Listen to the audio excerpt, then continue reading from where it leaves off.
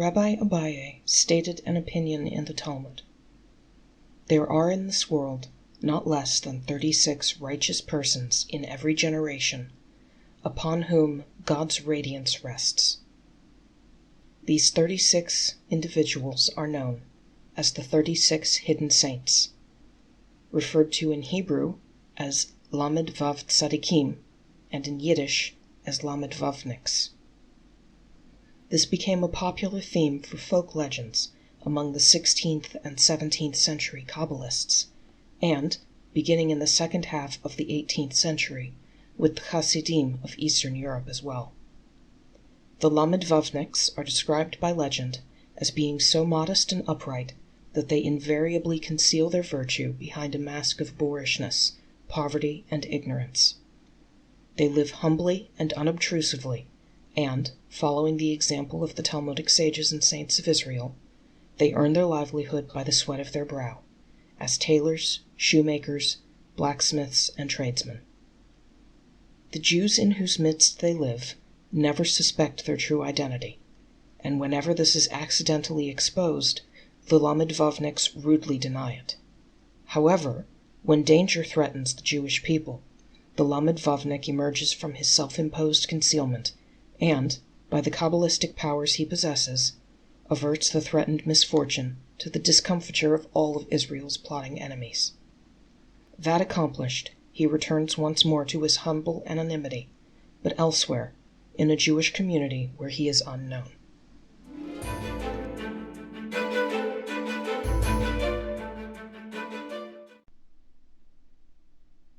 In the holy city of Safed lived one of the Lamed Vav Tzadikim, one of the 36 secret saints. He was very poor, but he shared his crust with those who were even poorer than he. Yet he wished to disguise his virtue so that no one might say he was good and cause him to fall into the error of self-righteousness. As the Passover holidays came near, this meek saint fell gravely ill and was no longer able to earn his crust. His wife and children now suffered hunger. There seemed no chance at all that they would have money to buy matzah and wine. And, since they were proud, no one knew of their plight. But the saint consoled his household. Have faith in God, he raises up the fallen. No one in Safed knew of the holy man's trials, except Rabbi Isaac Luria, the Holy Lion, the master of the secret wisdom of the Kabbala. He took off his white garments of sanctity and put on a wayfarer's dusty clothes. With wanderer's staff in hand and a knapsack on his back, he went forth to aid the secret saint. For a while he passed to and fro before the hidden saint's dwelling. Finally, when the good man came out, he saw standing before him a dusty traveler. "Shalom Alechem," the traveler greeted him. "Alechem shalom," answered the saint. "Are you looking for someone?" "No, but I'm in trouble," sighed the stranger. "I have no place to spend the holy Passover." "I've nothing to give you, but you're welcome to stay with me," answered the saint. The traveler was grateful and rejoiced in his good fortune. "Here are 100 dinar," he said to the saint. "Prepare the Passover feast." "What is your name?" asked the hidden saint in amazement.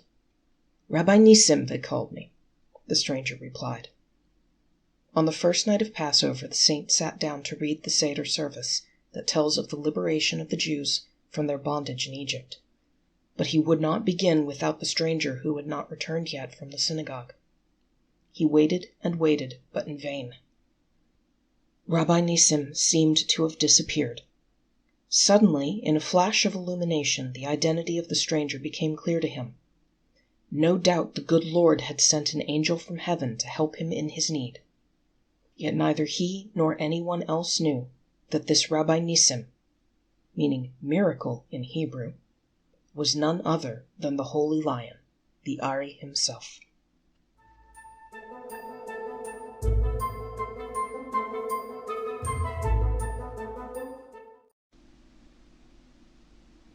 In the days of Rabbi Isaac Luria, or as he was better known, Ari HaKodesh, the Holy Lion, there lived in a certain country a king whose feet rested heavily on the necks of the Jews in his kingdom. One day, he issued a royal proclamation ordering the Jews to raise for him an enormous sum of money in a very short time. Should they fail to carry out his command fully, he threatened to drive them out of his kingdom. When the Jews read the king's proclamation, they rent their garments, strewed ashes upon their heads, and went into mourning. Fervently they prayed to God to intercede for them and rescue them from certain disaster, for the Jews were very poor. Where could they get the money the king asked for? In their extremity they thought of the Holy Lion, so they sent 2 messengers to him in Safed, where he lived. Blessed with fair winds, the ship that carried the 2 messengers arrived safely in the land of Israel. They journeyed by caravan to Safed without rest and reached the city late Friday, just before the holy Sabbath was ushered in. Without loss of time, they called on the master of the Kabbala. They found him attired in spotless white robes and surrounded by worshipful disciples. His face shone as radiantly as the springtime sun, and he had the appearance of an angel of God. "What brings you to Safed?" he asked the 2 messengers. They answered, "We have come to ask for your intercession with God, in order that we may not perish from the earth." And they told him of the mortal danger they and all their brethren in the distant kingdom were in. When they had spoken, the seer replied, "It is a sin to desecrate the peace of the Sabbath with sad thoughts. Remain with me until tomorrow night, then you will depart. Banish all fear and be carefree, for God never abandons the righteous." When the following evening came, and Rabbi Isaac Luria had finished blessing the departing Sabbath bride, he turned to his disciples and to the 2 messengers and said, "Take with you a long rope and follow me." So they all did as he bade them, and followed him into the fields. At last he stopped before a deep pit and commanded, "Lower the rope into the bottom of this pit and hold fast to the end." The disciples and the messengers did as he told them. "Now pull with all your might," he ordered. Filled with wonder, they pulled on the rope and felt a great weight below. When they had drawn the object to the surface, they were startled to see that it was a magnificent couch. They could hardly believe their own eyes at what they saw. On it lay a king, fast asleep. Rabbi Isaac went up to the sleeper and shook him, crying, "Are you the hard-hearted ruler who so cruelly oppresses the Jews in his kingdom?" "I am," answered the king, quaking in every limb. "Get up, then," sternly commanded the holy man. The king got out of bed. His face was full of fear. Rabbi Isaac then handed him a dipper that had no bottom and said, "Empty the well with this dipper. I expect you to be through with your task before dawn." When the king saw that this dipper had no bottom, he wailed, "Even were I to live 1,000 years, I wouldn't be able to empty the well with this useless dipper."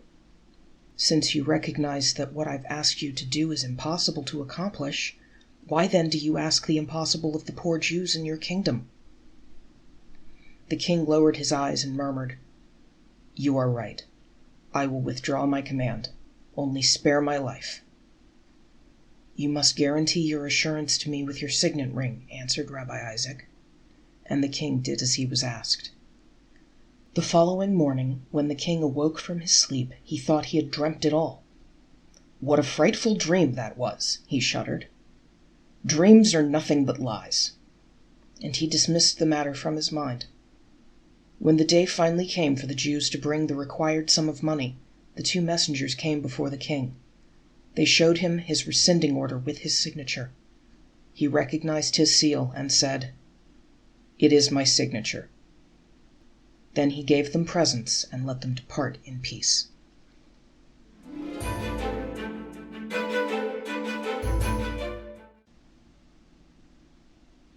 In the days of the great scholar, Rabbi Solomon ben Isaac, better known as Rashi, there lived in France the famous Godfrey de Bouillon. He was a brave man and a hero in battle, but he was also a destructive, cruel man. The repute of Rabbi Solomon's wisdom was spread over the land, and also reached the ears of Godfrey. The prince tried his utmost to draw Rabbi Solomon into his service, but to no avail. The scholar refused to leave his home. Angered by the rabbi's stubbornness, Godfrey, accompanied by his men-at-arms, hastened to the town where the rabbi lived. He came before the house of study and found all the doors wide open. The holy books lay open on the rabbi's desk, yet he was nowhere to be seen. "Solomon! Solomon!" Godfrey cried out in a loud voice. The scholar replied, "What do you want of me, my lord?" But, wondrous to relate, although Godfrey could hear his voice, he could not see him. "Where are you?" he asked him. "I am right here," Rabbi Solomon replied. "Why don't you reveal yourself in the flesh?" "I am afraid of you." "Don't fear me," Godfrey begged him. "I promise to do you no harm." Hearing these words, Rabbi Solomon made himself visible before Godfrey. "Now you have convinced me of your wisdom, about which I have heard so much," said Godfrey. "I am going to tell you of the great plans I have made. My wish is to conquer Jerusalem from the Saracens. I have at my command 200 large ships and 100,000 horsemen. There are also 7,000 horsemen in Akron, who are ready to join my standard. With these forces I expect to crush the Saracens, who are expert in the art of war. Therefore, tell me, what do you think of my outlook for victory? And don't be afraid to speak your mind." Rabbi Solomon answered, "You will conquer Jerusalem, but you will rule over it only 3 days. On the 4th day the Saracens will rout you, and you will escape with only 3 horsemen." Hearing this, Godfrey of Bouillon was very angry. "Beware, Jew," he cried. "Should I return with 4 horsemen, I will throw your carcass to the dogs and kill all Jews in the kingdom." In the end it happened exactly as Rabbi Solomon foretold, but with one important exception.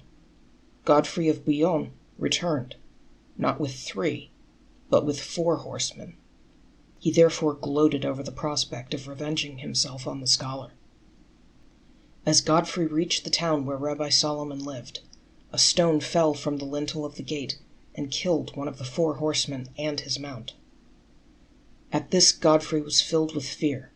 He understood now that with his great wisdom Rabbi Solomon had foreseen everything. Therefore he went in search of him, in order that he might pay him homage. But in the meantime the scholar had gone to join his forefathers, and Godfrey grieved after him.